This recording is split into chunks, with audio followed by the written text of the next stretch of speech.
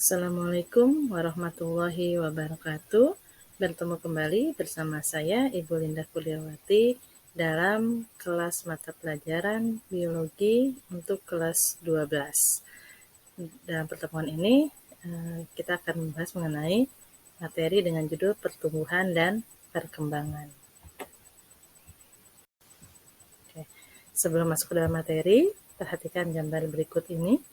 Kita lihat di sini ada beberapa perubahan pada makhluk hidup. Yang pertama pada ayam, kita lihat dari bentuk telur sampai akhirnya menetas jadi ayam kecil dan ada ayam besar. Di sini mulai ada pertambahan ukuran dan kemudian ada perubahan bentuk yang berbeda dengan awalnya. Kemudian pada tanaman kita lihat mulai dari adanya biji, kemudian muncul bakal batang, bakal akar. Di sini kemudian munculnya daun dan bunga. Selain itu juga tumbuhannya bertambah tinggi dan bertambah besar. Kemudian pada gambar manusia, di mana dilahirkan mulai dari bayi, kemudian anak-anak, remaja, dewasa, sampai akhirnya menjadi lansia. Nah, di sini kita lihat ada perubahan ukuran, mulai dari bayi yang kecil sampai dengan dewasa yang berukuran besar, kemudian munculnya organ baru yang tidak ada pada awalnya, seperti halnya munculnya kumis, kemudian janggut. Ya. Inilah ciri dari pertumbuhan dan perkembangan pada makhluk hidup. Artinya bahwa semua makhluk hidup mengalami pertumbuhan dan perkembangan. Nah, dalam pertemuan ini yang akan kita bahas adalah mengenai pertumbuhan dan perkembangan pada tumbuhan. Nah, sebelumnya apa sih pengertian pertumbuhan ini? Apakah pertumbuhan dan perkembangan itu sama? Ya, pertumbuhan itu merupakan proses bertambahnya tinggi volume atau massa tubuh pada makhluk hidup yang bersifat kuantitatif. Kuantitatif artinya bisa diukur, ada hitungannya dan bisa diukur dengan angka. Nah, proses pertumbuhan biomassa atau ukuran ini sifatnya tetap dan irreversible, tidak mungkin balik lagi ke ukuran semula. Seperti halnya tadi, orang yang sudah dewasa tidak mungkin kembali lagi menjadi bayi. Ya, kemudian ayam yang sudah besar, yang sudah dewasa, mungkin lagi berkembali menjadi telur, kecuali dia bertelur ya. Nah, kemudian perkembangan itu apa? Kalau perkembangan merupakan suatu proses diferensiasi. Nah, diferensiasi ini adalah proses penspesialisasian dari organ-organ yang baru. Artinya ada proses organogenesis. Di sini contohnya pada saat perubahan ayam dari telur menjadi ayam, mulai terbentuknya organ-organ dari mulai sayap, kaki, ya. Kemudian pada manusia kita lihat di sana begitu dewasa dia ada pembentukan kumis, pembentukan janggut ya yang tidak ada pada masa bayi. Kemudian pada tumbuhan munculnya organ baru yaitu berupa organ bunga ya di sini. Nah, ini yang disebut dengan perkembangan. Perkembangan ini diakhiri dengan terbentuknya individu baru yang lebih lengkap dan lebih dewasa yang sifatnya kualitatif.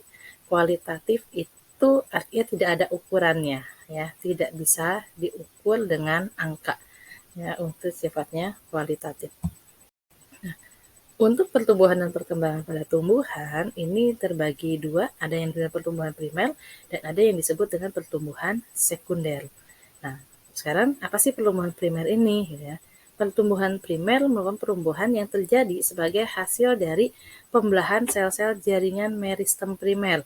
Nah, waktu kelas 11 kalian pernah mempelajari mengenai jaringan meristem ini. Apa aja itu jaringan meristem?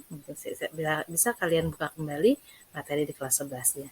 Nah, pertumbuhan primer ini berlangsung pada embrio, bagian ujung-ujung dari tumbuhan seperti pada ujung akar dan ujung batang.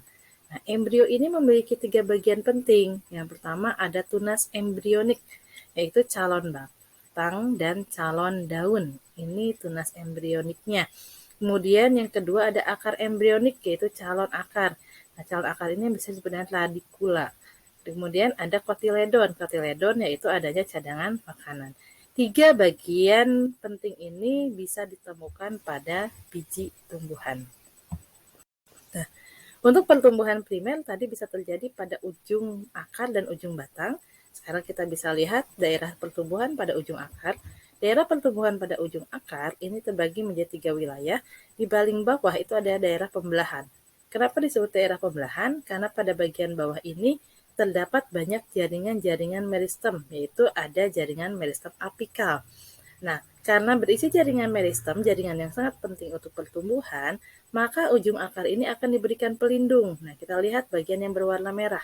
Bagian yang berwarna merah ini adalah pelindung untuk akar yang disebut dengan kalitra atau tudung akar.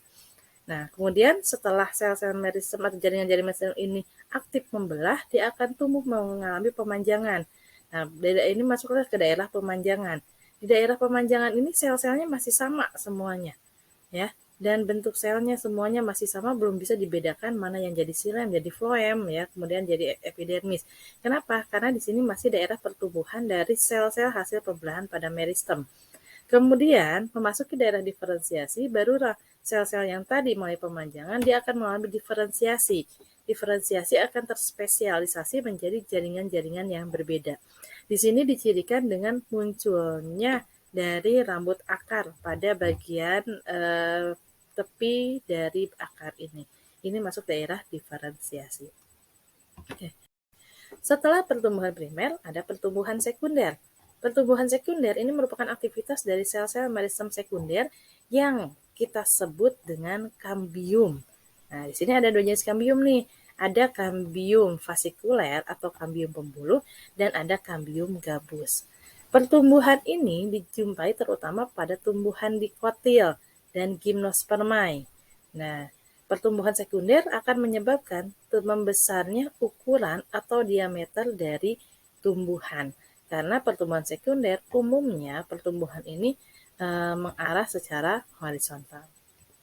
Oke.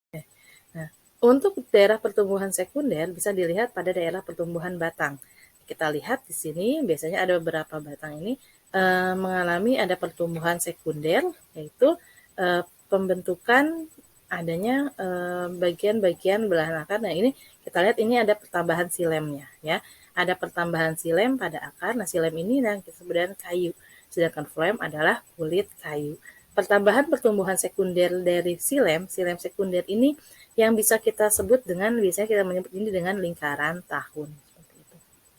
Nah, kemudian untuk yang bagian pertumbuhan dan perkembangan pada tumbuhan ini akan diawali dari biji. Ini ada bagian dari struktur biji tumbuhan. Itu ada struktur biji tumbuhan dikotil dan tumbuhan yang monokotil. Nah, di sini ada bagian epikotil dan hipokotil. Ini adalah calon tunas yang tadi kita sebutkan di bagian awal. Kemudian ada radikula, ini bagian calon dari akar pada tumbuhan, ya.